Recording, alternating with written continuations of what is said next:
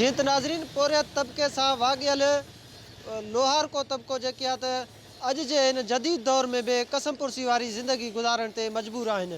पोरियत तबके लाइ औज़ार ठाहींदड़ ही जेकी आहे त हिननि खे कहिड़नि मुश्किलातनि खे मुंहुं ॾियणो पइजी रहियो आहे।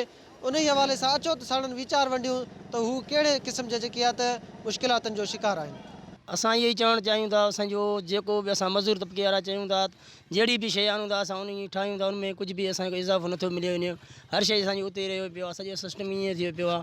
असां छा छा करे सघूं, मज़दूर माण्हू छा कयूं। असां का शइ गेह जा हर शइ रेट वधी विया आहिनि, सभु शइ जो रेट वधी वियो आहे। असांजो का शइ नथो वधे, असां उते ई आहियूं। हर शइ जो सिस्टम हुकूमत सां तव्हां नथी करे, असांजा ॿारड़ा छा खाइनि, कमायूं 200-250 रुपया उहे हिते पूरा आहिनि। बीमारियुनि जा दवाउनि जा हर शइ जो अघु हर शइ जो वधी वियो आहे। असांजो हिते ई हर शइ सिस्टम जीअं कयूं था उअं ई पूरो सॼो उते दुकानदारनि खे ॾींहुं हलिया था वञूं। अबे ॾाॾे खां वठी इहो कारोबार असांजो हले थो, मतिलबु हिन टाइम तक कोई बि तरक़ी असांखे न आयो आहे। छा सम्झी एतिरो में असां लो वठी अचूं था, लो का बावजूद लो जो लो ॾियूं था, हुन खां बावजूद हुकूमत न असांजे लाइ कुझु करे थो, न असांजे लाइ ॿियो कोई कुझु करे थो। छा सम्झी असां ग़रीब माण्हू असां सां तावन करे हुकूमत।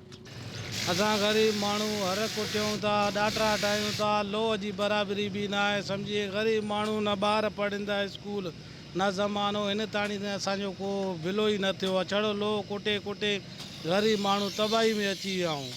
को ज़िंदगी सेट नथो थिए। असांजो महांगाई जो ओॾो वधे थो, असांजो वधे ई नथो।